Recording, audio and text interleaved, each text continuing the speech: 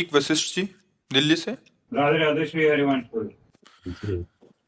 जय श्री राधे महाराज जी, आपके चरणों में कोटि कोटि प्रणाम।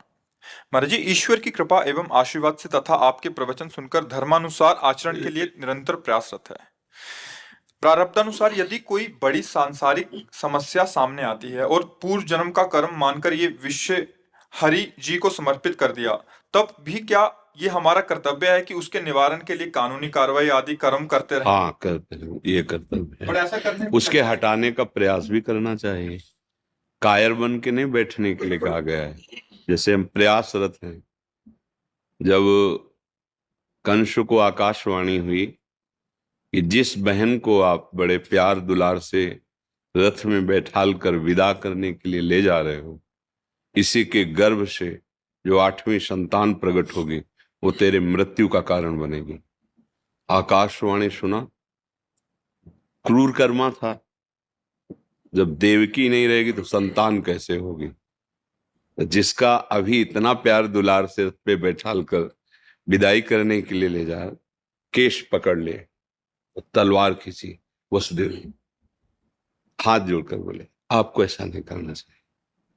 आपकी प्यारी बहन है, अभी तो देखो मेहंदी लगाए हुए सुहाग के चिन्हों से युक्त है। आपको ऐसा नहीं, आप वीर पुरुष हैं। स्त्री की हत्या करना वीर पुरुषों के लिए नहीं, शोभा नहीं देता। रही मृत्यु की बात, तो जिसका जन्म हुआ उसकी मृत्यु होती ही है। आपको अगर ये डर लगता है कि इनके पुत्र से होगी, तो मैं वचन देता हूं जो पुत्र होगा वो आपके।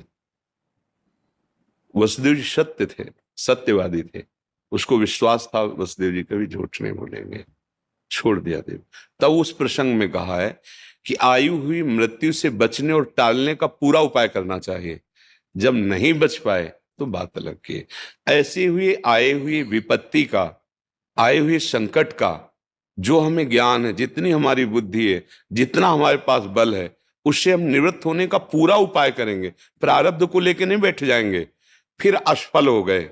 अब विचार से हम उसका समन करेंगे कि प्रयास पूरा किया पर विधान ऐसा ही था, मुझे हारना था, मुझे दुख भोगना था, या अमुक घटना होनी थी, मैंने तो पूरा प्रयास किया। प्रयास के लिए कहीं निषेध नहीं किया गया। पुरुषार्थ करने पर भी यदि हमारी पराजय हो रही है तो फिर दैव बलवान हो गया। दैव माने पूर्व प्रारब्ध बलवान हो गया। अब ऐसा नहीं कि कोई हमारे साथ अभद्र व्यवहार कर रहा है तो हम चुपचाप सहन कर रहे हैं। नहीं, हम उसको कानून, एक विधान बनाया गया है, हम उसकी रिपोर्ट करेंगे। इसके बाद वो दंडित नहीं किया जा रहा, छोड़ दिया जा रहा है, तो हम सहन करेंगे कि शायद हमारा प्रारब्ध ही ऐसा है, वो पर हम उसका विधान करेंगे। अब कोई हमारे मारने के लिए आया तो गर्दन थोड़ी ऐसे झुका देंगे। हम गृहस्थी में हैं, व्यवहार में हैं, हम लड़ेंगे। जब नहीं जीत पाएंगे, गर्दन उतार देगा तो बात अलग की है। सिद्धांत को समझना होगा, नहीं तो मतलब फिर चूक हो जाए, कायरता आ जाएगी। फिर कायरता नहीं आनी है। परिणाम पर हमें ध्यान देना है।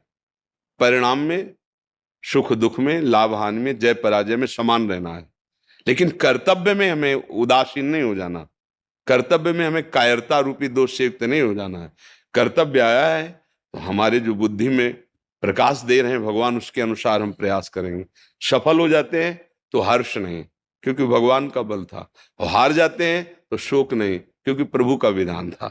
ऐसा हम विचार करके सुख दुख से ऊपर उठ सकते हैं। शास्त्रीय विचार या अध्यात्म में संसारी लोग नहीं समझेंगे, उसमें उनकी अलग बुद्धि रहती है। परमार्थ के पथिक को ऐसा ही करना चाहिए। समझ में आया जी? जी।